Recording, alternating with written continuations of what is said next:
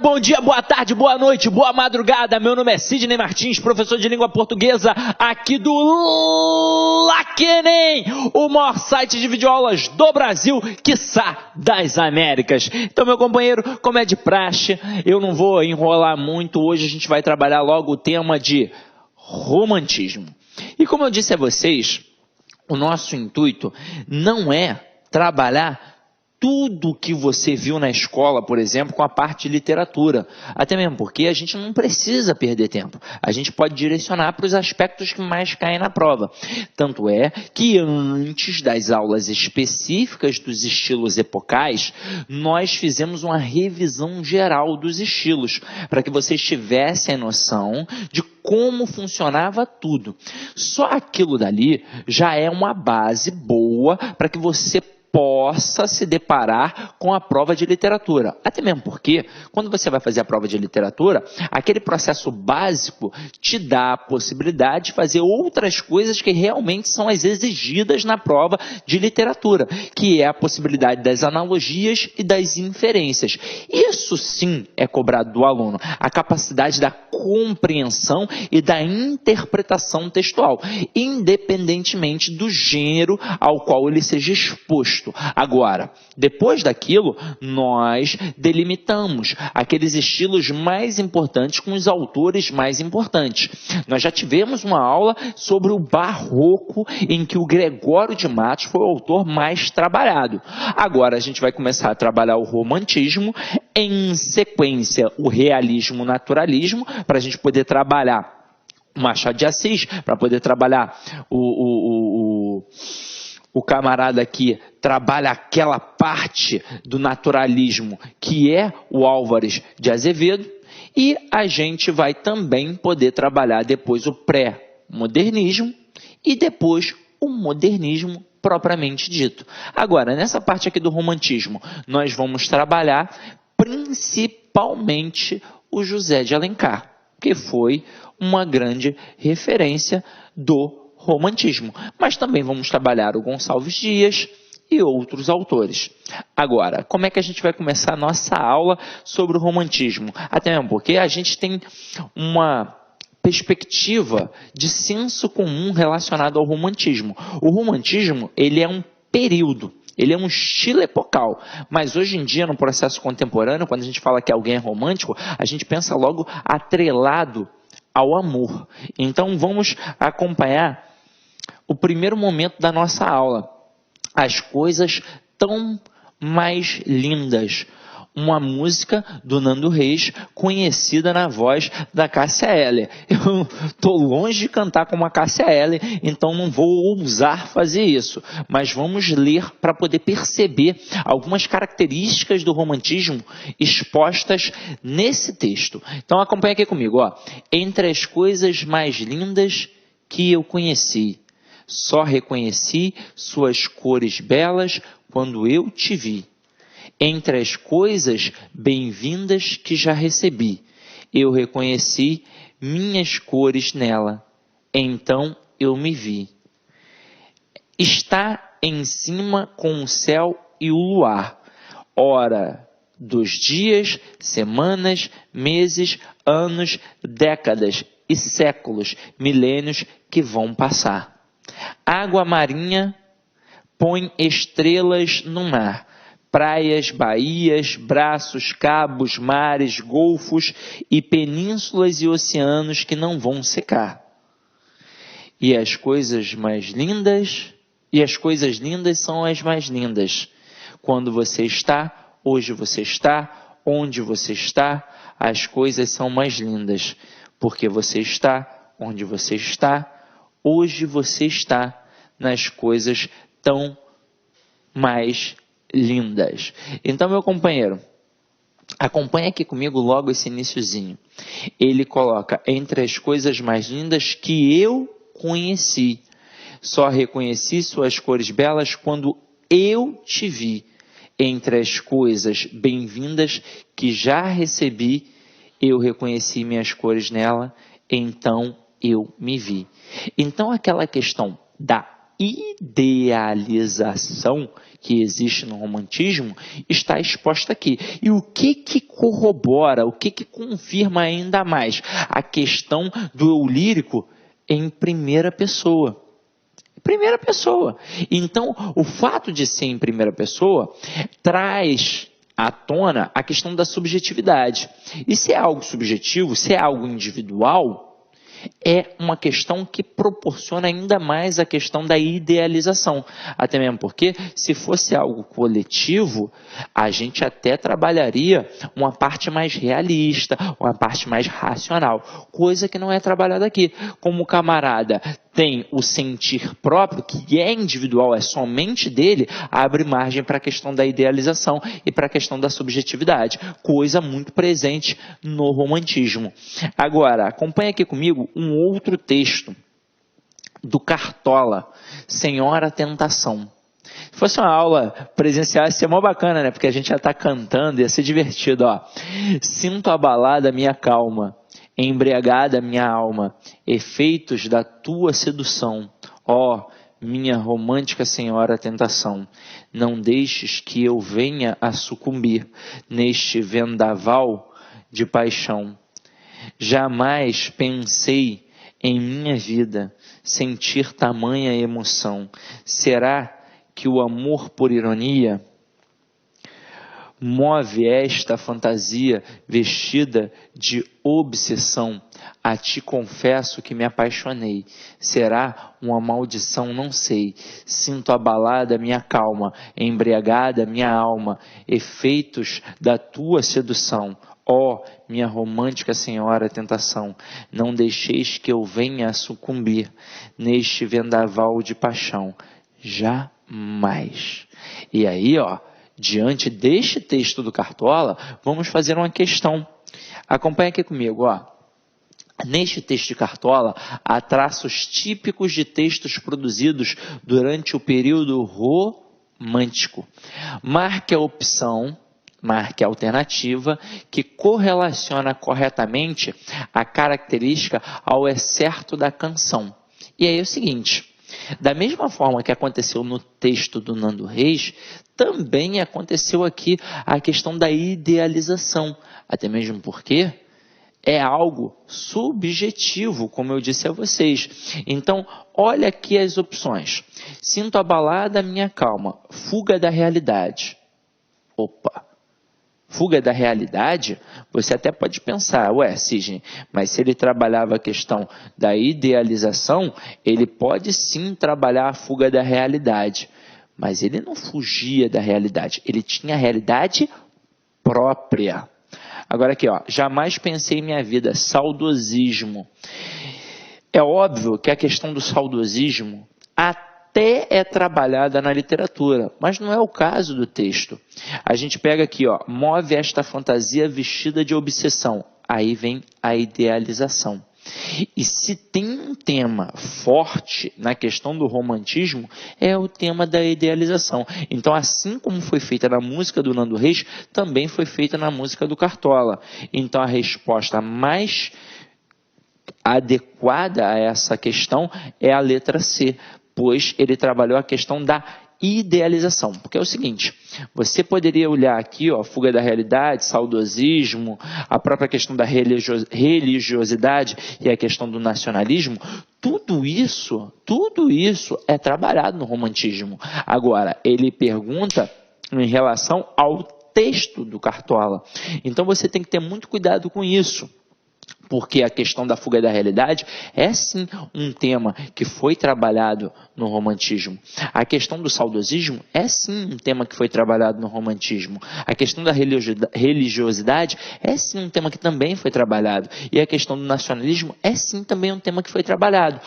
Porém, a gente não está fazendo em relação a todas as características. A gente está fazendo em relação apenas ao texto do Cartola. E quando ele diz aqui, ó, há traços típicos dos textos produzidos durante o período romântico, isso daí te dá uma margem para, de repente, errar a questão. Só que você tem que atentar para a questão que está dentro do texto, ou seja, uma questão de compreensão. Se está no texto, você tem a obrigação de acertar, porque por mais que os outros temas tenham sido trabalhados, dentro do texto do Cartola, apenas a questão da idealização foi trabalhada, quando ele coloca, move esta fantasia vestida de obsessão, em cima da tentação que o camarada tem, ou seja, ele idealiza aquele momento, ele idealiza aquela pessoa. Então a questão aqui, com certeza, é a letra C. Agora, diante disso, vamos começar a pensar qual era o público que a gente tinha na época do romantismo. Acompanha aqui comigo, ó. O romantismo surge no cenário literário como um movimento que possui a missão de renovar a linguagem, a fim de identificar a arte com os padrões mais simples da classe média, atraindo a atenção da burguesia.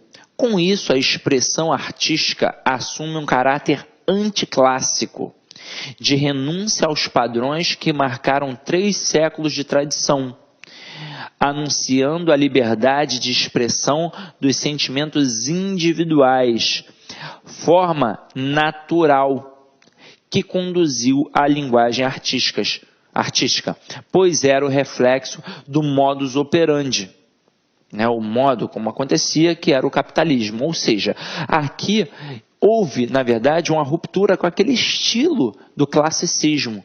Então, o camarada aqui teve mais liberdade para poder trabalhar a sua literatura, atingindo uma gama maior de leitores, mas não se esquecendo principalmente da burguesia, que era o grande povo que iria consumir essa literatura, até mesmo porque a gente tinha que pensar na questão do capitalismo e a questão do público que iria consumir isso daí. Quem iria consumir? Quem tinha dinheiro, ou seja, a burguesia.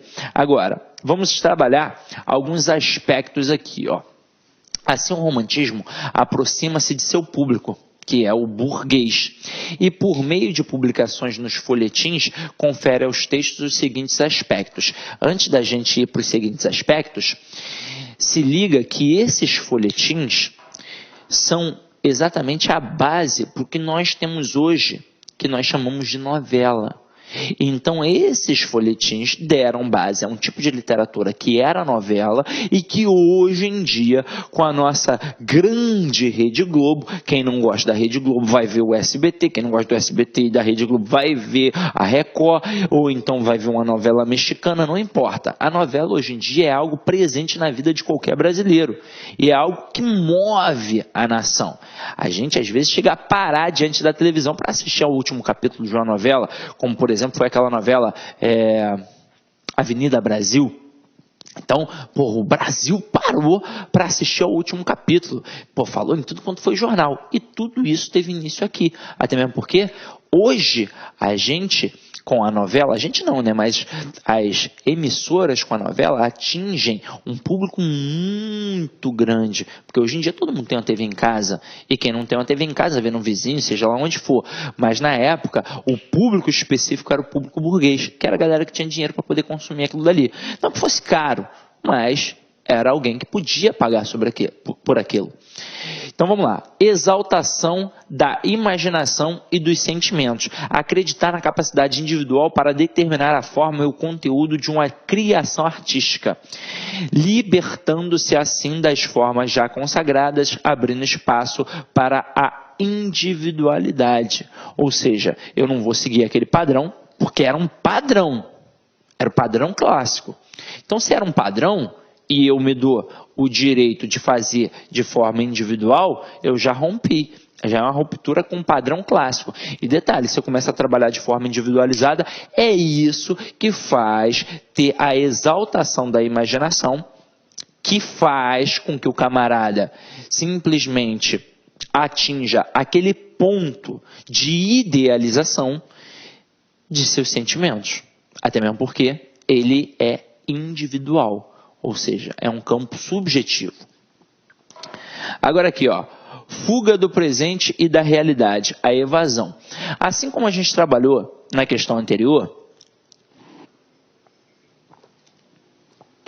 é óbvio que esse é um tema presente no romantismo, como todos os outros eram.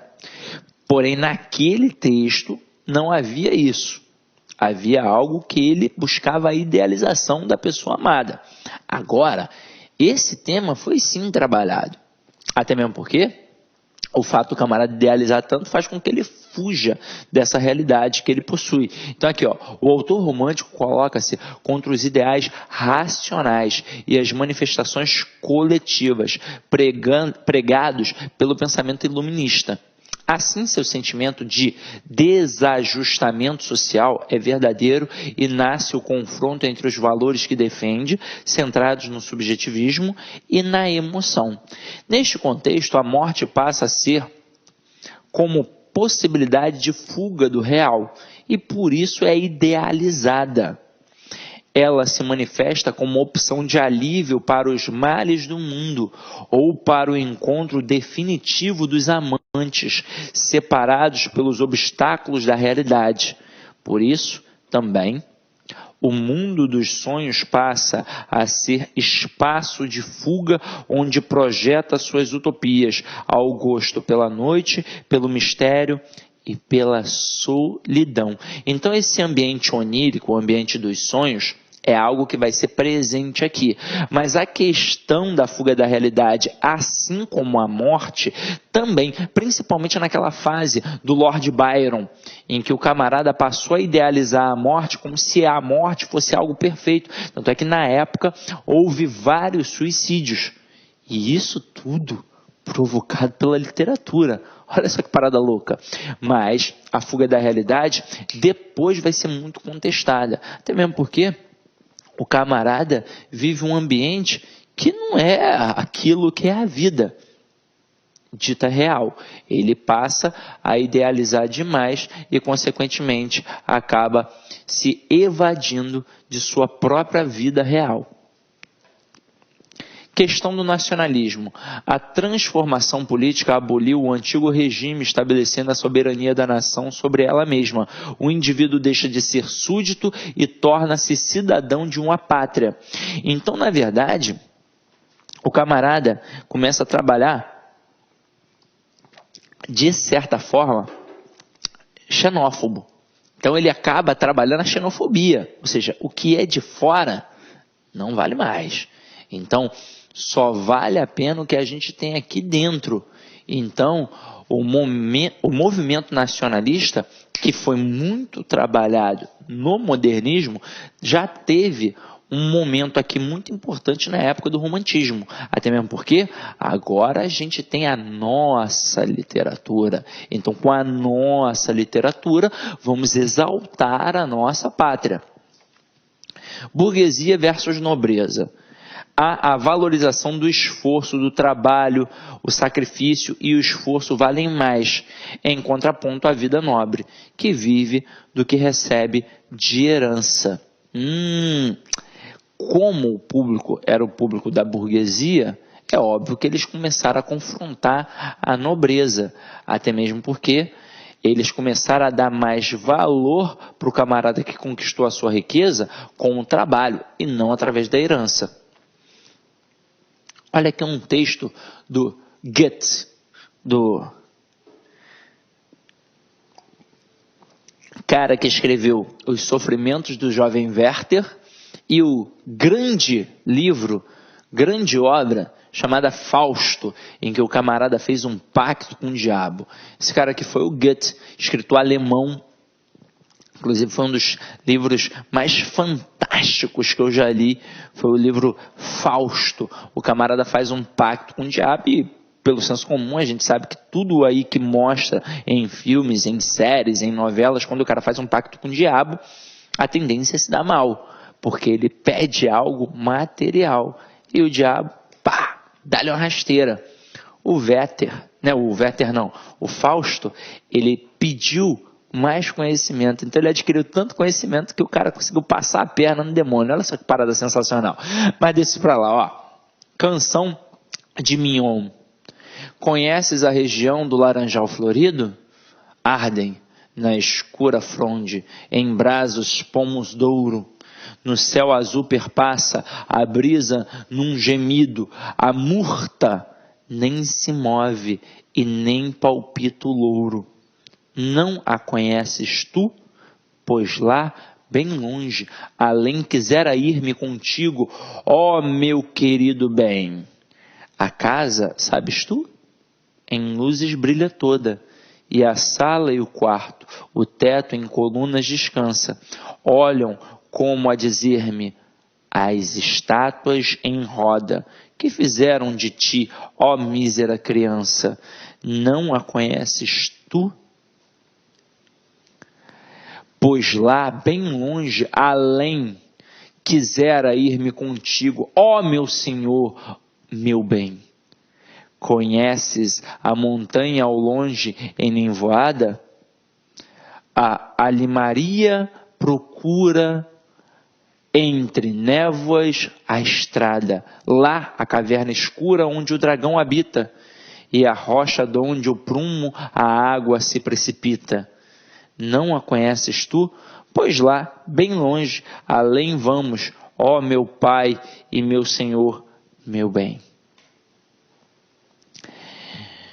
No trecho, conheces a região do laranjal florido? Ardem na escura fronde, em brasa os pomos douro. No céu azul perpassa a brisa num gemido. A murta nem se move nem palpita o louro. Não a conheces tu? Sobressai um aspecto importante que marcou o romantismo, que é o seguinte: a facilidade para o aluno poder encaixar a resposta é logo o iniciozinho aqui, em que a gente destacou. Não conhece a região do laranjal florido. Ardem na escura fronde, em brasa os pomos douro. Então ele começa a valorizar a região do laranjal que é florido. Então ele começa a valorizar, já que ele está valorizando a região, a questão do nacionalismo. Quando o camarada começa a dar valor à sua terra, ao espaço em que ele vive, é porque ele começa a valorizar a questão da pátria, a questão do nacionalismo. Então, um texto que é do Goethe, trabalhado numa prova de literatura no Brasil. Olha que bacana, isso é a questão da intertextualidade, quando os textos e os conceitos dialogam uns com os outros. Agora vamos lá, vamos agora trabalhar as partes do romantismo, porque nós temos 3 gerações, isso é importante. Às vezes o camarada vai cobrar, e aí, quantas gerações tem o romantismo? A gente não dá muita atenção, porque normalmente a gente para pensar nas 3 fases do modernismo, e não dá a devida atenção, e não lembra que o romantismo também teve 3 partes, 3 gerações, 3 fases. Então vamos começar a atentar aqui para a primeira fase romântica brasileira, que foi a geração indianista, ou nativista. Então, olha só, cada povo tem sua literatura própria, como cada homem tem, seu caráter particular, cada árvore seu fruto específico. Então, é o primeiro momento da nossa literatura nacional. Então, se é a possibilidade de ter os escritos em que a gente pode valorizar o que tem aqui, por que eu vou continuar valorizando o que é de fora? É essa a perspectiva, é este o pensamento. Então, todo povo tem sua própria literatura. Assim como cada homem, seu caráter particular, assim como cada árvore, seu fruto. É o pensamento perfeito para transmitir o que foi a primeira fase romântica. Então aqui, com essas palavras, Gonçalves de Magalhães mostrou o espírito que marcou a primeira geração romântica, a vontade de semear as ideias libertárias de repercutir o sentimento de amor à pátria, longe das influências culturais de Portugal.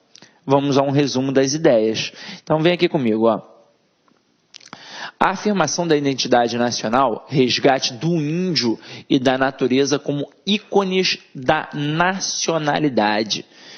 O coitado do índio que sofreu pra caramba com a questão da catequização, agora ele começa a ter vez e até mesmo a ser idealizado. Até mesmo porque, vamos ser sinceros, né, gente?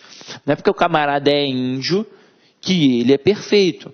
Porém, começou-se a idealizar também esse índio. Então, o índio era um camarada que ainda não tinha sido corrompido pelas convenções sociais. Era um camarada, teoricamente, puro. E aí, essa parte da literatura vai ao encontro do pensamento, por exemplo, do Rousseau, em que o homem nasce bom e a sociedade o corrompe. O índio não tinha isso. Não tinha uma sociedade para corrompê-lo, uma sociedade cheia de regras, convenções, leis. Ele era um estado primitivo. Ou seja, se ele vivia uma natureza primitiva, era como se o índio fosse a representação do que nós temos de belo e de bom.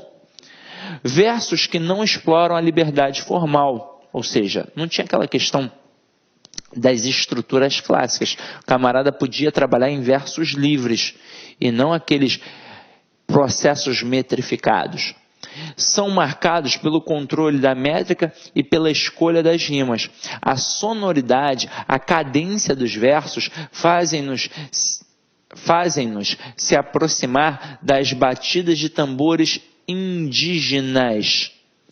Outro recurso é a caracterização da natureza, usada para expressar muitas vezes os sentimentos do eu lírico, promovendo a identificação entre os dois símbolos nacionalistas.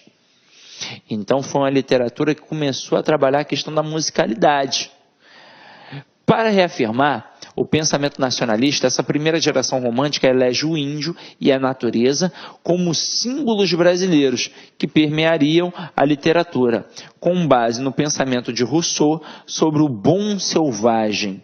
Os autores, chamados indianistas, transferem a imagem do homem livre e de valores encontrada no cavalheirismo medieval para o índio brasileiro, atribuindo uma visão idealizada para o habitante brasileiro, aproximando-o ao público, pois a visão do herói valoroso agradava a todos os leitores. Foi o que eu te disse.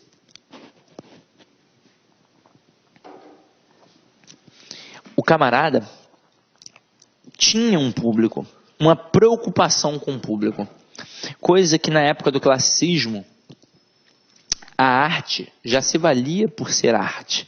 Então, se eu vivo na sociedade e tenho ali a arte, eu tenho que aceitar aquela arte daquele jeito e pronto, porque era chique. Agora não. Agora é uma literatura nacional em que o camarada tem um público, que é o público da burguesia. Então ele tem uma preocupação. Opa, como é que eu vou trabalhar? Então ele pega ali e coloca o homem selvagem, como o próprio Rousseau prega, em que o homem nasce bom e a sociedade é o que corrompe. Só que ele idealiza demais esse índio. Porém, o público gostava. Até hoje isso acontece. Quando a gente vai assistir a uma novela, por exemplo, novelas que passam na Rede Globo, independentemente do horário, você percebe a concepção maniqueísta, coisa que era muito presente aqui no romantismo. Ou seja, você tem um personagem que é 100% bom, assim como você tem um personagem que é 100% ruim. Quem era o personagem 100% bom na literatura indianista? Só podia ser o índio, Peri. Agora, a gente sabe que isso não é algo que é uma verdade, até mesmo porque o bem e o mal coexistem dentro do ser humano, mas nessa época a concepção maniqueísta era muito forte. Então, o dito protagonista era acima de qualquer suspeita, beleza? Por isso que as novelas hoje em dia são ainda do jeito que são, porque a base delas é exatamente em cima desses folhetins que foram trabalhados na época do romantismo.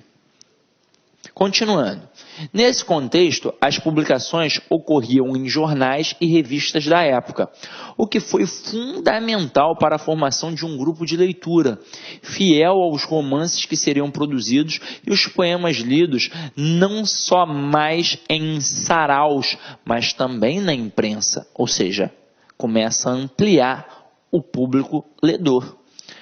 Agora, a linguagem buscava ser simples, mas havia certa preocupação formal por parte dos primeiros poetas românticos. Isso porque havia uma intenção de aproximar o ritmo do poema ao som dos tambores indígenas, o que gerava um efeito interessante para o leitor. Depois isso se perde completamente. Então, num primeiro momento, interessante. Depois, a questão do ritmo, da musicalidade não importava mais, importava a história em si. Destacando-se como autores dessa geração Gonçalves de Magalhães e Gonçalves Dias. Este, então, foi o grande cara e é o mais cobrado hoje em dia na nossa prova do Enem. Não só com os seus textos sendo analisados especificamente, mas a possibilidade de pegar o texto desse camarada e trabalhar a questão da intertextualidade. Todo mundo conhece um texto do Gonçalves Dias chamado A Canção do Exílio. Minha terra tem palmeiras, onde canto sabiá, as aves que aqui gorjeiam não gorjeiam como lá. Ou seja, ele começa a trabalhar essa concepção da nacionalidade, ou seja, a busca de uma valorização nacional, a busca da valorização à pátria. Então, ele estava exilado. E onde ele estava não era tão bom quanto o seu lugar de origem, o Brasil. Então, ele valorizava a concepção nacional. Muitos e muitos textos vão trabalhar com este texto base. Por exemplo, alguns autores até utilizam para poder criticar a época da escravidão. Minha terra tem palmares, e aí ao invés dele falar de palmeiras, ele fala de palmares, no quilombo dos palmares, para poder trabalhar a questão da crítica, mas de certa forma ele também trabalha a questão da intertextualidade, porque pega um texto conhecido e dialoga com esse texto conhecido. Isso cai e muito no Enem. Até mesmo porque a boa literatura é cheia de diálogos, ou seja, intertextualidade. Eu quero que isso fique bem claro. A intertextualidade é um tema diretamente ligado à literatura, mas não só à literatura, à interpretação textual. Porque quanto maior o meu conhecimento de mundo, maior a minha capacidade interpretativa. E eu só consigo perceber esses diálogos se eu tenho a noção dessas leituras. Eu já mencionei aqui com vocês várias vezes textos que vão dialogando com os outros. Isso é maravilhoso. Por exemplo, hoje mesmo nós falamos aqui, nós trabalhamos uma questão do Goethe. E o Goethe fez um livro chamado Fausto. Se você parar para pensar, você que ainda é jovem, deve ter tido um contato com Chaves e Chapolin. Chaves e Chapolin, por exemplo, Chapolin é maravilhoso para quem gosta de literatura, porque ele fez diversos diálogos com grandes clássicos da literatura. Ele fez um com Fausto. Se vocês lembrarem, é aquele episódio que tem o camarada que se chama Fausto e tem uma varinha, que é o Xerion do diabo. Não sei se vocês vão lembrar. Se não lembrarem, não tem problema. Assistam um dia e vocês vão perceber. Mas ele também dialoga com o Don Quixote, ele dialoga com Shakespeare, quando ele bota ali a parte em que tem o Romeu e a Julieta. Então aquilo dali é uma intertextualidade, e eu só percebo essa intertextualidade se eu tenho aquele conhecimento. Inclusive as piadas e a ironia só são percebidas bem se o camarada tem um conhecimento daquilo que está acontecendo no contexto, para poder entender aquela ironia, para poder entender aquela piada. Isso se chama intertextualidade. E o Gonçalves Dias, hoje em dia, é um grande representante da intertextualidade. Por quê? Porque as pessoas, os outros autores dialogam com ele, principalmente com esse texto, A Canção do Exílio. Agora,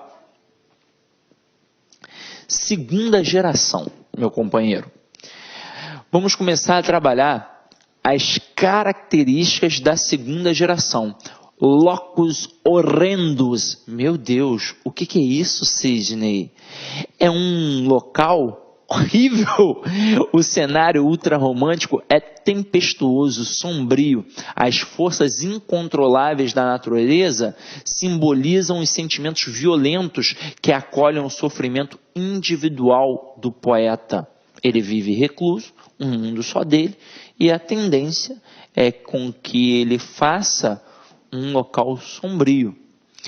O mal do século e a sedução da morte, a ideia de morrer para ultra-romântico, tem um sentido positivo, porque garante o término da agonia de viver. Ou seja, o camarada, ele vive uma situação tão agonizante, até mesmo porque ele idealiza todo o seu amor, e se ele idealiza, não é uma concepção carnal. Não é uma concepção carnal. Ele não chega a tocar aquela mulher, até mesmo porque ele está o tempo todo idealizando. Se ele está o tempo todo idealizando, aquela mulher é perfeita. E se ela é perfeita, ele não é digno daquela perfeição. É por isso que ele não consegue atingi-la de forma carnal. Então ele agoniza o tempo todo. A vida é um martírio, é um sofrimento. Então o que é interessante para esse camarada? É a morte. Hoje em dia, você pode observar que tem uma tribo, que são os góticos, que são oriundos desta fase do romantismo, em que a morte é algo supremo, é algo interessante, é algo que é perfeito, até mesmo porque viver é sofrimento, a morte é o momento do nirvana, é algo que vai ser perfeito. É no contexto das desilusões e da maneira pessimista de encarar a própria existência que a morte surge como solução. O camarada é extremamente pessimista o tempo todo, até mesmo porque se ele idealiza todas as suas relações, ele jamais será digno de poder ter aquela relação. Subjetividade, em detrimento do isolamento do homem romântico, que se sente deslocado do contexto social, ao forte culto do eu, recolhendo-se a uma subjetividade que vive a angústia, o sofrimento e a dor existencial.